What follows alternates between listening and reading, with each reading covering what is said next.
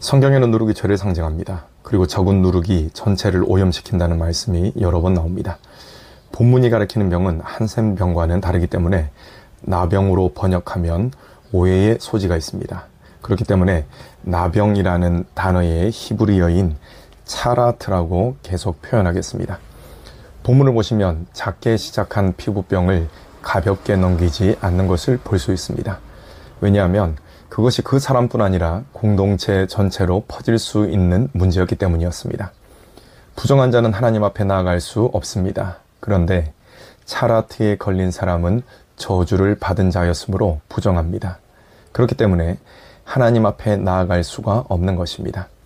심지어 차라트는 전염성이 강했기 때문에 손 놓고 있으면 정말 많은 사람들이 부정하게 되고 하나님 앞에 나아갈 수 없는 상태에 빠지고 말았을 것입니다. 그렇기 때문에 하나님께서는 차라트 의심 증상이 보이면 철저히 진찰을 하도록 명하셨고 차라트로 확진되면 진영 밖으로 추방하라는 명령을 내리신 것입니다. 본문은 차라트에 감염되는 여러 가지의 경우들을 알리고 있습니다. 먼저는 종기로 인한 감염입니다. 이는 피부에 어떤 병이 치료되는 과정에서 생긴 2차 감염으로 차라트가 생길 수 있다는 것입니다. 또 화상을 입은 후에 생기는 2차 감염으로 인해서 차라트가 생길 수도 있다고 했습니다. 또 옴이라고 번역된 가려움증과 피부병과 관련된 그러한 질환을 통해서도 차라트에 감염될 수 있다고 했습니다. 이 경우에는 차라트에 걸렸을 때 나타나는 증상이 있는지를 유심히 관찰해야 했습니다. 즉 피부가 움푹 들어간다든지 아니면 각질로 인해 피부의 털이 희게 변했는지를 잘 관찰해야 했습니다. 이 경우에 정확한 진찰을 위해서 7일간 격리해서 진찰한 뒤에 환부의 털을 모두 민 다음 다시 7일간 격리한 후 재진찰을 했습니다. 마지막으로 머리털이 빠지는 경우에도 혹여 차라트의 영향이 있지는 않은지를 관찰해야 했습니다.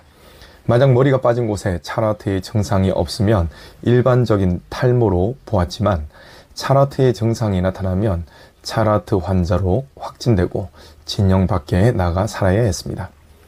본문을 통해 차라트가 작은 피부병에서 시작되었음을 알 수 있습니다.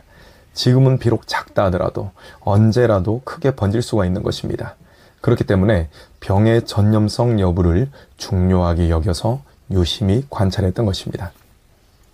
종기가 매우 작다 하더라도 그냥 지나치지 않고 말씀에 순종해서 유심히 살펴봐야 했습니다. 이 일을 제사장만 열심히 해서는 안 되고 이스라엘 백성 전체가 열심히 해야 하는 일이었습니다. 피부에 이상 증상이 나타나면 반드시 대제사장이나 제사장에게로 데리고 가서 진찰을 받아야 했던 것입니다.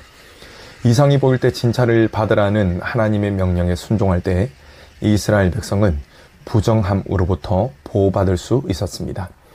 이와 같이 순종이 병의 전염을 막았던 것처럼 오늘날에도 말씀에 순종하는 삶이 죄의 전염을 차단하는 그런 정결한 효과를 가져오는 것입니다. 하나님께서 그렇게 능력을 부어주시기 때문에 그런 것입니다. 차라트가 생기는 모양새를 보면 2차 감염, 화상, 탈모 등 다양합니다. 그리고 이는 사람이 어떻게 할 수 없는 부분들입니다. 즉 자신이 의도하지 않는다 하더라도 상처가 생기게 되고 그 상처로부터 차라트가 전염될 수 있다는 것입니다. 이는 우리 삶에서도 악한 의도가 전혀 없음에도 불구하고 악한 결과가 나타나는 때가 있다는 것을 보여줍니다. 이럴 때에도 하나님의 말씀은 철저한 기준이 되어야 합니다.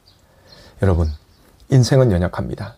그렇기 때문에 실수해서 넘어지기도 하고 때로는 외부적인 요소들로 인해서 또 넘어지기도 하는 것입니다. 하나님께서는 하나님의 말씀을 통해 이처럼 넘어질 일이 많은 세상살이 가운데서 우리를 보호하십니다. 그렇기 때문에 언제든지 하나님의 말씀을 따라야 하는 것입니다. 이스라엘 백성은 하나님의 말씀에 따라 자신의 몸과 이웃의 몸을 유심히 살펴야 했습니다.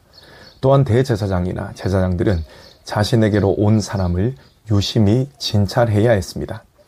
이때 하나님의 명령을 기준으로 삼아 자세하게 관찰했습니다.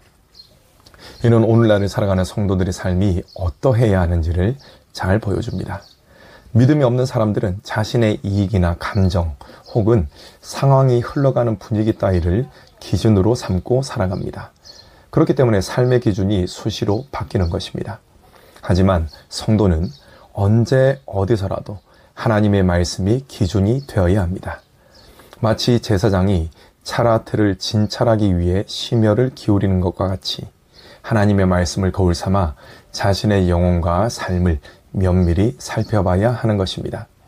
우리가 이처럼 성령님의 도우심을 구하며 은혜의 수단을 힘써 사용할 때 우리의 영혼이 건강해지는 것이며 따라서 우리의 삶이 주님 안에서 행복한 삶이 되는 것입니다.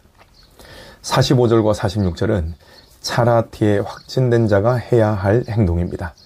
환자는 옷을 찢고 머리를 풀며 윗입술을 가리고 부정하다, 부정하다 라고 외친 후 진영 밖에서 혼자 살아야 했습니다. 옷을 찢는 것은 깊은 슬픔과 관련이 있는데 45절에서 사용된 원어의 뜻을 좀 더 정확하게 살펴보면 찢긴 옷이라는 뜻입니다. 이는 죽은 자에 대한 슬픔을 표현하는 것과 깊은 관련이 있습니다. 또한 윗입술을 가리는 행동을 하는 것은 얼굴 아랫부분을 가린다는 것이거든요. 이 역시 죽은 자를 위한 예도의 표시였습니다. 이 모든 것을 종합해보면 차라티에 확진되는 것은 죽는 것과 같이 철저히 단절되는 슬픈 일이라는 것을 알 수가 있는 것입니다. 사실 우리 역시 하나님 앞에서 부정한 존재들로 전부 진영 밖에 쫓겨나야 하는, 그래야 마땅하는 존재였습니다. 하지만 이런 우리를 대신해서 예수 그리스도께서 십자가를 지시고 진영 밖으로 나가 십자가에 달리셨습니다. 그렇게 하심으로써 우리의 모든 죄값을 담당하신 것입니다. 예수 그리스도를 통한 십자가 사건은 우리의 모든 죄악을 담당하시고 우리를 정결한 자로 새롭게 태어나게 하신 하나님의 일입니다. 우리 하나님과 하나님께서 하신 일을 굳게 믿으시고 우리 주님이 주신 말씀 안에서 살아가시는 저와 여러분 되시기를 간절히 축원합니다. 아멘.